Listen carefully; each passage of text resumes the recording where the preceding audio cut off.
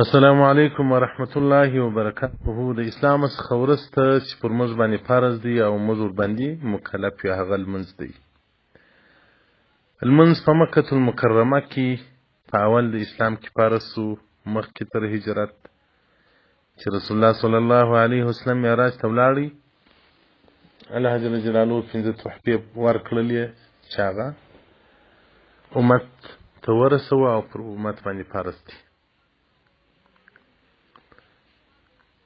نو لمونځ فرض دی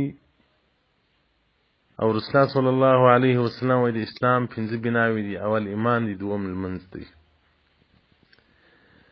او رسول الله صلی الله علیه وسلم فرمایي وایي د دین ستن لمونځ دی.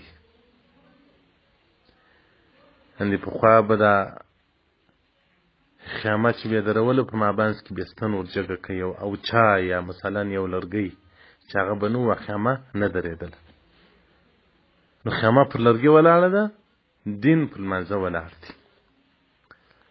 او رسول الله صلی الله علیه وسلم اول چې حساب په ورځ د قیامت د بنده سره کېږي هغه لمونځ دی. که لمونځ صحیح و فقد افلح ونجح،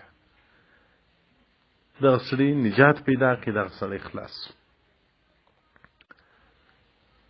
او که لمونځ خراب و نیوز ده سم یې نه کوه فقط خواب او خسر، دغه سړی تاوان نیست، دوزخ ته به ځي. د لمانځه زده کړه فرض ده. دا یو بیا دا زده کوي چې څو رکعته دي د ماسپښین لمونځ، رکوع څه ډول وکړم، سجده څه ډول وکړم، ولاړه څه ډول وکړم، اتحیات څه ډول وکړم، چشتې ووایم. بل دغه حروف توري اصلاح کول، د قرات زده کول، الحمدلله زده کول، یو سورت قل الله شریف وي که بل سورت وي، دغه زده کول د دغه زده کړه پر مؤمن باندې لازم ده. دا چې نه بعد مرغه زموږ په جامعه کې ځوانان وي، په انټرنیټ پوهېږي، په ګوګل و په یوټوب و واټساپ و فیسبوک پوهېږي، خو لمونځ چې درته تېر کړي سبحان الله زوی دې درد ورباندې وکړي.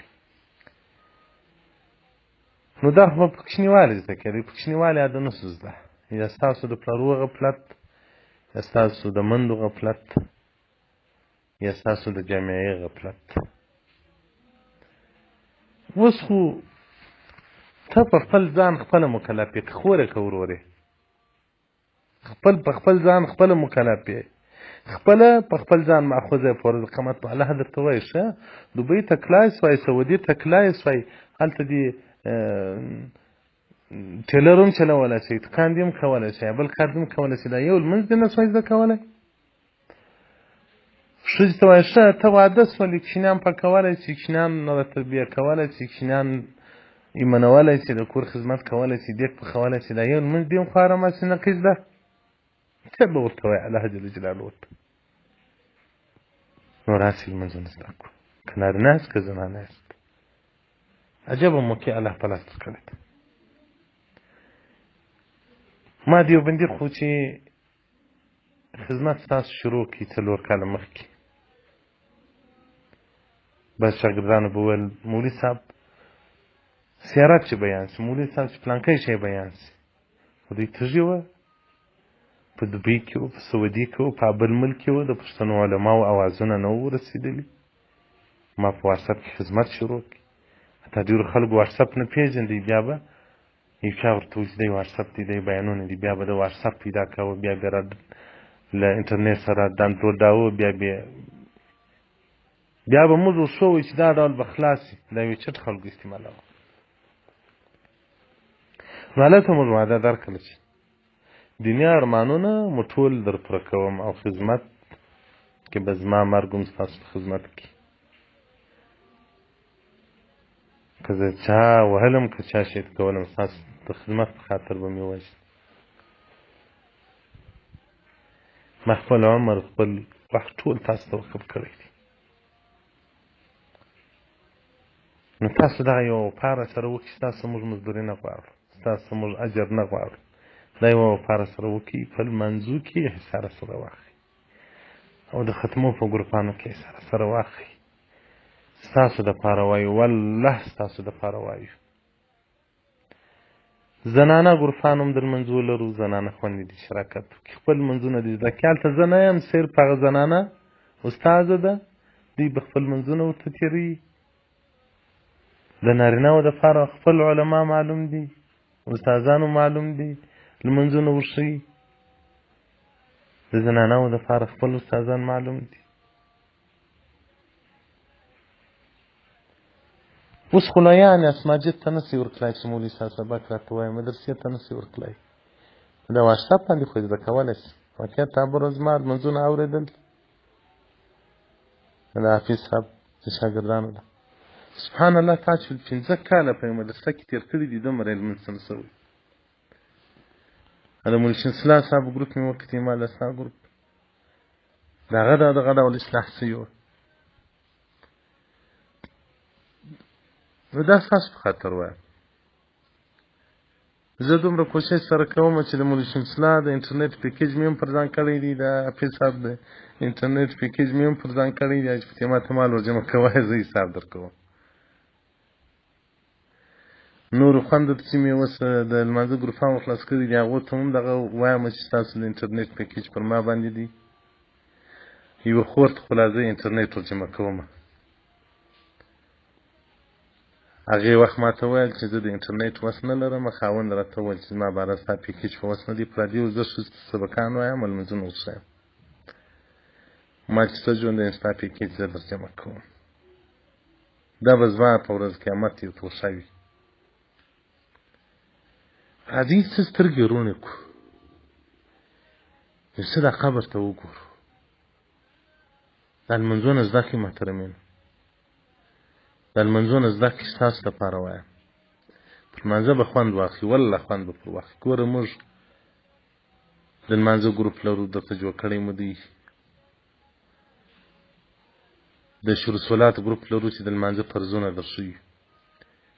د لمانځه فرضونه څو دي، مستحبات یې څو دي، سنتیات یې څو دي، واجبات یې څو دي، مفسدات یې څو دي، مکروهات یې څو دي. بلا نو بس دی، دارلو ستاسو کوټې ته در ننوتو، په سرای در ننوتو، په دفتر در ننوتو. نو په دغه حالت کې چې لا نه کوي زده، نو زما دې د الله په ذات قسم وي، په ورځ قیامت خو به په تور مخ راپورته کېږي. هغه وایي ښه جیب ته دې دیوبندي مولوي صاحب درلی در ننوتې، هلته یې در زده کوه. دلته دې لا نه کوي زده، ښه کوچنیواله خو دې نه کوي زده، رالوی چې بیا شرمېدې نه کوي زده. اوس نو څه بلا در پېښ شوه چې نشئ زده کولی. نو لمونځونه زده کوي، په دا لمونځو کې حصه واخلئ، سم یې زده کوئ. داسې په اخلاص زده کوئ لکه دا دنیا چې په اخلاص ګټئ. دا ډول لمونځ هم دغونه اخلاص چې په لمانځه کې وکړئ، لکه په دا دنیا ګټلو چې په دنیا کې چې کوئ، د دنیا په ګټلو کې تاسو باور وکړئ د لمونځونو به هم زده شي، بیا قاریان به یاست. یا چې کلي ته ورشئ، که مولوي صاحب یو خوا ته کلي میلمه و، هغه ته لمونځ ورکوي. مولوي صاحب د کلي امام به هم در باندې وصایي وایي، په کلي کې مې د لمانځه خلک شته. د افغانستان او دوبۍ او ایران او سعودي ته غورځېدلي یاست، امریکا او کانادا ته ګټه یاستې. د دغه ذره مې حصه ستړیا په لمانځه کې وکړي، د دغه ذره مې حصه وخت موږ ته راکړي لمانځه ته. ستاسو د خبر دپاره درته وایي، خو مصرف هم زموږ کېږي، دماغ هم زموږ خرابېږي، ستړي کېږو هم موږ علما. مولوي شمسالله صاحب وار سبقان طالبانو ته وایي، بیا زما د مدرسې په خدمت اخته یې، بیا مې لمونځونه ورله غاړې کړي دي، د مسجد لمونځونه ورکوه، بیا مې د شاګردانو لمونځونه ورله غاړې کړي دي چې لمونځونه ور زده کوه. ابوالحافظ صاحب یو ځای سبقان وایي، د کلي لمونځونه یې له غاړې دي، مولوي صاحب نه دی لمونځونه ورکوي. د کلي کوچنیانو ته سبقان وایي. ولې داسې کوئ؟ پر موږ یې څه رحم وکړي، پر موږ زړه وسوځي چې موږ دومره د سره ستړي یو، او ته بیا زموږ په قول نه کوئ، نه لمونځ زده کوئ، نه د لمانځه ګروپانو ته راځئ. دا هر توری چې تاسو ته خوله راوځي، که نارینه یاست که زنانه یاست، په دغه الله جل جلاله په جنت کې تاسو ته بنګلې درکړي، په جنت کې الله جل جلاله مقامات درکړي، په جنت کې الله جل جلاله درجې در بلندې کړي. هر توری چې مو راوځي دا ځي ستاسو د نیکۍ په عمل نامه کې جمع کېږي.